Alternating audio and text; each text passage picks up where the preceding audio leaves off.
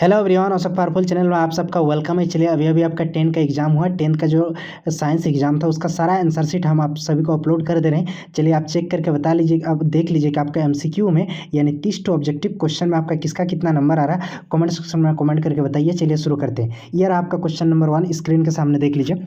सबसे पहला वाला क्वेश्चन आपसे क्या पूछा जा रहा है कि एक अवतल दर्पण में वस्तु की दूरी और प्रतिबिंब की दूरी दोनों 40 सेंटीमीटर है। ठीक है, तो दर्पण की फोकस दूरी आपको निकालना है।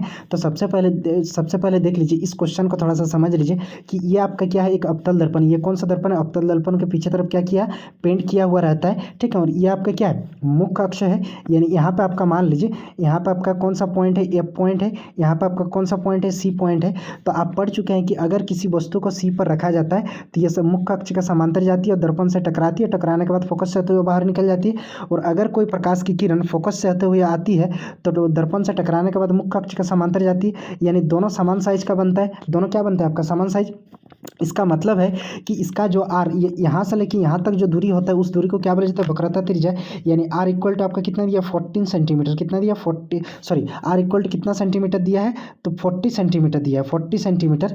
तो इसका 40 सेंटीमीटर। तो अगर इसका आपको निकालना क्या, फोकस दूरी। यानी एफ इक्वल टू आपका क्या होता है, आर बटा 2 होता है। आर बटा कितना होता है, 2 होता है। तो अगर बात करेंगे 40 बटा कितना हो जाएगा, 2 होगा। काटेंगे तो 2 गुना 4 यानी 20 सेंटीमीटर इसका करेक्ट आंसर हो जाएगा। यानी इसका अगर फोकस दूरी का बात करेंगे तो इसका फोकस दूरी आपका कितना आ जाएगा, 20 सेंटीमीटर इसका करेक्ट आंसर हो जाएगा। तो इसका option number A is correct. Option number A आपका क्या हो जाएगा, सही आंसर हो जाएगा। ठीक है, ऑप्शन नंबर ए इज आपका करेक्ट आंसर। ठीक है, चलिए नेक्स्ट क्वेश्चन की ओर मूव ऑन करते हैं। और ये रहा आपका स्क्रीन के सामने, देख लीजिए सेकंड नंबर क्वेश्चन। ठीक है, चलिए सेकंड नंबर क्वेश्चन ये रहा आपका स्क्रीन के सामने, देख लीजिए। सेकंड नंबर क्वेश्चन आपसे क्या पूछा जा रहा है, देख लीजिए ये वाला क्वेश्चन कि किसी लेंस की प्रकृति अभिसारी होती है। तो किस लेंस की प्रकृति जो होती है अभिसारी होती है, तो उत्तल लेंस का दूसरा नाम क्या होता है, अभिसारी लेंस। इसलिए ए नंबर 2 आपका सही आंसर हो जाएगा 2 का। ठीक है, चलिए क्वेश्चन नंबर 3 की ओर मूव ऑन करते हैं। और ये रहा क्वेश्चन नंबर 3 आपका, देख लीजिए। क्वेश्चन नंबर 3 आपका एग्जाम का पॉइंट ऑफ व्यू से मोस्ट था ही, पहले भी पढ़ा चुके हैं हम ये वाला क्वेश्चन। देखिए हीरे का अपवर्तनांक कितना होता है, तो आप याद रखेंगे हीरे का अपवर्तनांक कितना होता है, 2.42। यानी डी नंबर वाला ऑप्शन टू करेक्ट आंसर हो जाएगा। ठीक है, चलिए क्वेश्चन नंबर 4 की ओर मूव ऑन करते हैं। और ये रहा आपका स्क्रीन के सामने, देख लीजिए क्वेश्चन नंबर 4। ठीक है, चलिए क्वेश्चन नंबर 4 आपका क्या है, देखिए ये वाला क्वेश्चन आपका क्वेश्चन नंबर 4 कि आँख का रंग में निम्न में से किस पर निर्भर करता है। तो हमारा जो आँख है उसमें जो आँख का रंगीन भाग को क्या कहा जाता है, आइरिस। यानी तो इसका करेक्ट आंसर हो जाएगा आइरिस। तो आइरिस का हिंदी वर्ड क्या होता है, पारितरिका। इसलिए इसका करेक्ट आंसर हो जाएगा बी नंबर 2। ठीक है, चलिए क्वेश्चन नंबर 5 की ओर मूव ऑन करते हैं। और ये रहा आपका स्क्रीन के सामने क्वेश्चन नंबर 5, देख लीजिए। ठीक है, चलिए क्वेश्चन नंबर 5 आपका क्वेश्चन में क्या पूछा जा रहा है, देख लीजिए क्वेश्चन नंबर 5।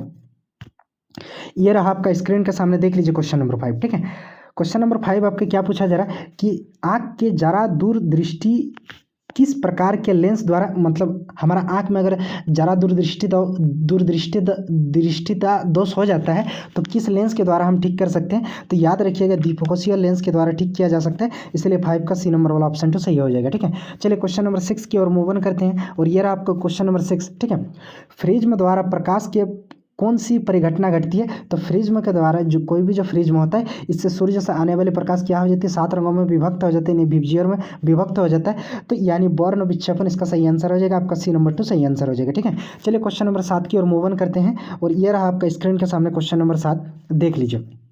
ठीक है, क्वेश्चन नंबर 7 क्या है, देखिए क्वेश्चन नंबर 7 का अगर बात करेंगे तो एम्पियर किसका ऐसा मात्रक है। तो आपको पता है विभव का ऐसा मात्रक क्या होता है, वोल्ट होता है। आवेश कूलाम का ऐसा मतलब विद्युत आवेश का ऐसा मतलब यानी आपका आवेश किसका ऐसा मात्रक होता है, आवेश का ऐसा मात्रक क्या होता है, कूलाम होता है। प्रतिरोध यानी ओम के प्रतिरोध किसका ऐसा मात्रक होता है। ठीक है, तो ओम का ऐसा मात्रक होता है। तो विद्युत धारा का जो ऐसा मात्रक होती है वो आपका क्या होता है, एम्पियर होता है, या फिर कूलाम पर सेकंड बोल सकते हैं। तो ऑप्शन नंबर डी 7 का ऑप्शन नंबर डी आपका करेक्ट आंसर हो जाएगा। ठीक है, चलिए आप क्वेश्चन नंबर 8 की ओर मूव ऑन करते हैं। और ये रहा आपका स्क्रीन के सामने, देख लीजिए क्वेश्चन नंबर 8। ठीक है, क्वेश्चन नंबर 8 के बारे अगर बात करेंगे तो क्वेश्चन नंबर 8 क्या है, देखिए ये वाला क्वेश्चन तो थोड़ा सा आपको घुमा दिया है, लेकिन आपको टेंशन लेने की बात कोई नहीं है। देखिए सबसे पहले बोल रहा है कि यदि समांतर में संयोजित 2 ओम एवं x ओम प्रतिरोध है तो प्रतिरोधकों का तुल्य प्रतिरोध 1 ओम। यानी आर का वैल्यू आपको दिया है, आर का वैल्यू कितना है, 1 ओम है। आर का वैल्यू कितना दिया है, 1 ओम है। तो अगर आर का वैल्यू 1 ओम दिया है तो फॉर्मूला क्या होता है हम लोगों के पास, 1/r इक्वल टू आपका क्या होता है, 1/r1 प्लस आपका क्या होता है 1/r2 होता है ना, ये आपका फार्मूला होता है कि नहीं। तो 1/r, आर का वैल्यू कितना दिया, 1 दिया है, ठीक है। R1 का अगर बात करेंगे तो R1 आपके पास कितना दिया है, तो R1 कितना दिया है थोड़ा सा देख लीजिए, यहाँ पे 2 ओम, कितना ओम है 2 ओम, तो यहाँ पे 2 बैठाएंगे। प्लस अगर R2 का बात करेंगे तो R2 आपके पास कितना दिया है, x ओम दिया है, तो यहाँ पे x हो जाएगा। ये 1/2 जो आप देख रहे हैं ये क्या है, प्लस में इधर आ जाएगा तो आपका क्या हो जाएगा, माइनस हो जाएगा, ठीक है। तो यानी 1/1 माइनस आपका कितना हो जाएगा 1/2 बराबर आपका कितना हो जाएगा 1/x होगा ना। अब देखिए इसको जब भिन्न घटाव करेंगे तो इसका मान कितना आएगा 1/2 आएगा, बराबर आपका कितना हो जाएगा 1/x होगा कि नहीं। अब देखिए इसको थोड़ा सा रब कर लेते हैं, चलिए इसको रब किए, रब कर लिए। अब देखिए अब आपको पता है कि यहाँ से देख लीजिए x को इनके साथ गुना होगा और ये इनके साथ गुना होगा, यानी x बराबर आपका फाइनली वैल्यू कितना आया 2, यानी x का जो करेक्ट मान होगा वो कितना होगा आपका 2 होगा। तो इसीलिए अगर इस ऑप्शन का बात करेंगे तो इसका जो करेक्ट आंसर हो जाएगा किसमें 2 है देख लीजिए, तो सी नंबर वाला ऑप्शन 2 आपका सही आंसर हो जाएगा। कौन 2 आपका, सी नंबर वाला ऑप्शन 2 आपका सही आंसर हो जाएगा, यानी 8 का सी आपका करेक्ट आंसर हो जाएगा, ठीक है। चलिए क्वेश्चन नंबर 9 की ओर मूव ऑन करते हैं, और ये रहा आपका स्क्रीन में देखिए क्वेश्चन नंबर 9, ठीक है। ये रहा आपका स्क्रीन में क्वेश्चन नंबर 9 क्वेश्चन। चलिए क्वेश्चन नंबर 9 का अगर बात करेंगे तो क्वेश्चन नंबर 9 देख लीजिए आपका क्या है। सबसे पहले बोल रहा है कि 4 ओम 6 ओम और 10 ओम के 3 प्रतिरोधकों को सरणी क्रम में जोड़े हुए तो उनका तुल्य प्रतिरोध कितना होगा। इन तीनों का आपस में कौन सा क्रम में जोड़ रहा है, सरणी क्रम में। तो सरणी क्रम में यानी R1 R2 R3 तीनों को वैल्यू दिया है, तो R इक्वल क्या होता है R1 + R2 + R3 यानी 4 प्लस आपका क्या होगा 6 प्लस आपका क्या होगा आपका 10। तो इन तीनों को जब आपस में जोड़ेंगे तो कितना आएगा 20। तो इसका करेक्ट आंसर कितना हो जाएगा 20 ओम। तो कौन सा ऑप्शन में है, ए नंबर वाला ऑप्शन इसका सही आंसर हो जाएगा, ठीक है। 9 का ए हो जाएगा, ठीक है। चलिए क्वेश्चन नंबर 10 के बारे में बात करते हैं, और ये रहा आपका स्क्रीन के सामने क्वेश्चन नंबर 10। क्वेश्चन नंबर 10 क्या है, गर्म करने पर दंड चुंबक का चुंबकीय तत्व होता है। किसी भी चुंबक को जब गर्म करते हैं ना तो उसका अट्रैक्शन पावर जो होता है धीरे धीरे क्या करता है, डिक्रीज करता है, यानी घटता है। तो इस चारों ऑप्शन में घटता है, ऑप्शन में नहीं है, इसीलिए वो पूरी तरह से खत्म हो जाता है। ए नंबर 2 आपका सही आंसर हो जाएगा, ठीक है।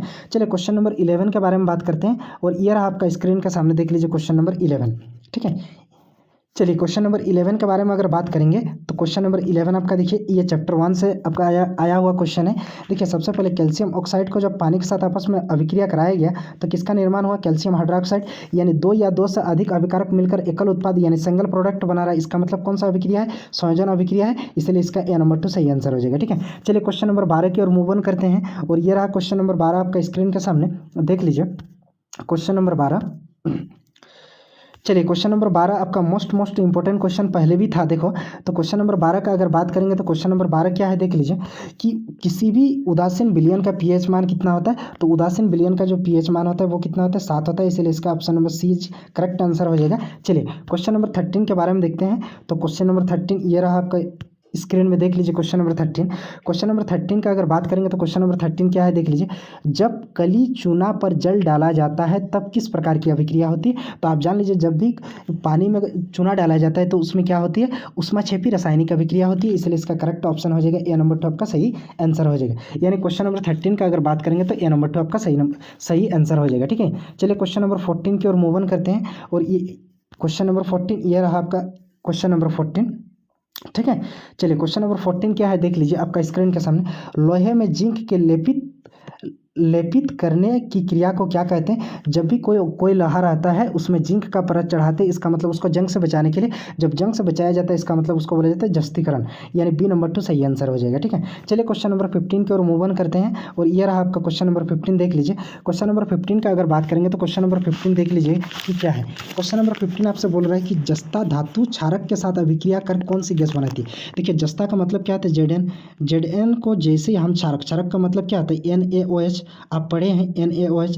जब ये आपस में अभिक्रिया करती है तो क्या बनाती है, तो आपका Na2, ठीक है, आपके Na2 ZnO2 प्लस आपकी क्या बनाता है हाइड्रोजन गैस। तो आपका क्वेश्चन में पूछा गया है कि कौन सा गैस बनाती है, आपका क्वेश्चन में कौन सा गैस बनाती है, इसका मतलब कौन सा गैस बना रही है, तो थोड़ा सा देख लीजिए हाइड्रोजन गैस बना रही है, इसलिए इसका करेक्ट आंसर जो हो जाएगा वो आपका सी नंबर 2 सही आंसर हो जाएगा, ठीक है। सी वाला ऑप्शन तो आपका क्या हो जाएगा, सही हो जाएगा। चलिए क्वेश्चन नंबर 16 की ओर मूव ऑन करते हैं, ठीक है। चलिए क्वेश्चन नंबर 16 ये रहा आपका स्क्रीन के सामने देख लीजिए क्वेश्चन नंबर 16, धोने वाला सोडा का रासायनिक सूत्र क्या होता है। आपका क्वेश्चन नंबर 16 में क्या पूछा गया है, धोने वाला सोडा का रासायनिक सूत्र क्या होता है। तो आपको पता है Na2CO3 × 10H2O होता है, जो आपका ऑप्शन नंबर डी आपका सही आंसर हो जाएगा, ठीक है। चलिए क्वेश्चन नंबर 17 की ओर मूव ऑन करते हैं, और ये रहा आपका क्वेश्चन नंबर 17 स्क्रीन के सामने देख लीजिए। ये रहा आपका क्वेश्चन नंबर 17, क्वेश्चन नंबर 17 क्या है देख लीजिए आपका स्क्रीन के सामने, निम्न में कौन उपधातु है। ठीक है, तो आप जान लीजिए कि सोडियम आपका धातु है, Cu भी आपका धातु है, कॉपर आपका अधातु है, तो सॉरी सी आपका क्या है अधातु है, तो Sb जो है Sb आपका उपधातु है, इसीलिए आपका करेक्ट आंसर हो जाएगा डी नंबर 2। ठीक है, चलिए क्वेश्चन नंबर 18 की ओर मूव ऑन करते हैं और यह रहा आपका क्वेश्चन नंबर 18। ठीक है, क्वेश्चन नंबर 18 आपका कार्बन चैप्टर से है। ठीक है, CH4 मिथेन का सूत्र क्या होता है, तो आपको पता है CH4 होता है। अगर इसका स्ट्रक्चर बनाएंगे तो कार्बन एक, चारों तरफ आपका क्या रहेगा, हाइड्रोजन रहेगा, चारों तरफ आपका क्या रहेगा, हाइड्रोजन रहेगा। ठीक है, तो आपसे पूछा गया इसका बंधन कितना है, 100 संयोजी बंधन कितना है, तो 100 संयोजी बंधन का बात करेंगे तो यहाँ पे एक ठो हो गया, यहाँ पे एक ठो हो गया, यहाँ पे एक ठो हो गया, यहाँ पे एक ठो, कितना हो गया टोटल 4 ठो। तो ऑप्शन देखिए कौन सा ऑप्शन में 4 है, तो सी नंबर वाला ऑप्शन तो आपका सही आंसर हो जाएगा। ठीक है, सी नंबर वाला ऑप्शन आपका क्या हो जाएगा, सही आंसर हो जाएगा। ठीक है, चलिए क्वेश्चन नंबर 19 के बारे में बात करेंगे। तो क्वेश्चन नंबर 19 ये रहा आपका स्क्रीन के सामने, देख लीजिए क्वेश्चन नंबर 19। एल्केन का सामान्य सूत्र क्या होता है। ठीक है, तो अगर एल्केन का बात करेंगे तो कार्बन कार्बन के बीच इसमें सिंगल बॉन्ड रहता है और एल्केन का सामान्य सूत्र होता है CnH2n+2 होता है। तो कौन सा ऑप्शन में है, तो इसका सी नंबर वाला ऑप्शन आपका क्या हो जाएगा, सही आंसर हो जाएगा। यानी 19 का जो करेक्ट आंसर हो जाएगा, 19 का आपका सी नंबर वाला ऑप्शन 2 हो जाएगा। ठीक है, चलिए क्वेश्चन नंबर 20 की ओर मूव ऑन करते हैं और क्वेश्चन नंबर 20 ये रहा आपका स्क्रीन के सामने क्वेश्चन नंबर 20, देख लीजिए। ठीक है, क्वेश्चन नंबर 20 का अगर बात करेंगे तो क्वेश्चन नंबर 20 क्या है, OH परिक्रियात्मक समूह। OH का मतलब होता है ये आपका स्पेशलिस्ट जो बिलोंग करता है एल्कोहल ग्रुप से बिलोंग करता है। कौन सा ग्रुप से, एल्कोहल ग्रुप से, तो इसलिए इसका करेक्ट आंसर हो जाएगा बी नंबर 2। ठीक है, अगर आपका कीटोन का बात करेंगे तो कीटोन का CO होता है, एल्डिहाइड का बात करेंगे तो CHO होता है। ठीक है, तो इसलिए इसका करेक्ट आंसर क्या हो जाएगा, बी नंबर 2 हो जाएगा। क्वेश्चन नंबर 21 की ओर मूव ऑन करते हैं और ये 21 नंबर क्वेश्चन आपका ये रहा स्क्रीन के सामने। 21 नंबर क्वेश्चन क्या है, संपोषी पोषण के लिए आवश्यक नहीं है। तो संपोषी पोषण के लिए देखिए CO2 और जल ये भी आपका आवश्यक है, क्लोरोफिल भी आवश्यकता है, सूर्य का प्रकाश तो आपको चाहिए।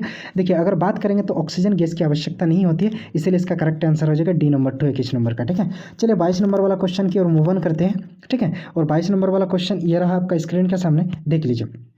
ठीक है, 22 नंबर वाला क्वेश्चन क्या है, देखिए कुटपाद पाया जाता है। तो कुटपाद जो होता है ना, अमीबा जिस प्रोसेस के द्वारा भोजन ग्रहण करती है उसे कुटपाद कहा जाता है। तो अमीबा में पाया जाता है, ये आपका करेक्ट आंसर हो जाएगा ए नंबर 2। ठीक है, क्वेश्चन नंबर 23 की ओर देखते हैं, ये 23 की ओर मूव ऑन करते हैं। ये रहा आपका क्वेश्चन नंबर 23, देख लीजिए क्वेश्चन नंबर 23 आपका क्या पूछा जा रहा है। ठीक है, क्वेश्चन नंबर 23 का अगर बात करेंगे तो 23 देख लीजिए, मनुष्य में निम्न में कौन मनुष्य का एक उत्सर्जी अंग नहीं है। तो उत्सर्जी अंग का अगर बात करेंगे तो देखिए यकृत भी है, ठीक है, फेफड़ा भी है, वृक्क भी है, ये तीनों आपका उत्सर्जी अंग है। जबकि अग्नाशय यानी पेनक्रीज जो होता है आपका, ये आपका उत्सर्जी अंग नहीं है, इसलिए इसका डी नंबर 2 करेक्ट आंसर हो जाएगा। ठीक है, चलिए 24 नंबर वाला क्वेश्चन की ओर मूव ऑन करते हैं और यह रहा 24 नंबर वाला आपका क्वेश्चन। ठीक है, 24 नंबर वाला क्वेश्चन क्या है, देखिए फल पकाने वाला हार्मोन है। तो फल को किससे पकाया जाता है, याद रखिएगा आपका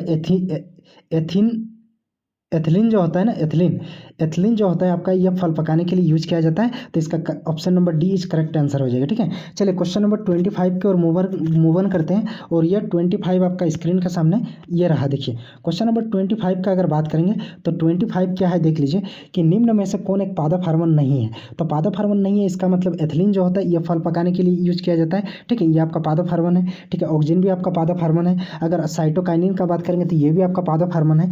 तो आपका ऑक्सीटोसिन जो है ये आपका एक पादप हार्मोन नहीं है, इसलिए इसका करेक्ट आंसर हो जाएगा 25 का बी नंबर 2 आपका करेक्ट आंसर हो जाएगा। ठीक है, चलिए क्वेश्चन नंबर 26 की ओर मूव ऑन करते हैं और ये रहा देखिए क्वेश्चन नंबर 26 आपका स्क्रीन के सामने। चलिए क्वेश्चन नंबर 26 का अगर बात करेंगे तो क्वेश्चन नंबर 26 क्या है, देखिए आपका स्क्रीन के सामने, निम्न में कौन अंतरस्रावी ग्रंथि नहीं है। तो अगर अंतरस्रावी ग्रंथि का अगर बात करेंगे तो देख लीजिए यकृत आपका अंतरस्रावी ग्रंथि है। ठीक है, आपका लार्वी अंतरस्रावी ग्रंथि है, श्वेत ग्रंथि भी है। तो थायराइड ग्रंथि जो है ना, ये आपका क्या है, अंतरस्रावी ग्रंथि नहीं है। तो इसलिए इसका करेक्ट आंसर हो जाएगा डी। ठीक है, चलिए क्वेश्चन नंबर अगर 27 की ओर मूव ऑन करते हैं और यह रहा आपका स्क्रीन के सामने क्वेश्चन नंबर 27।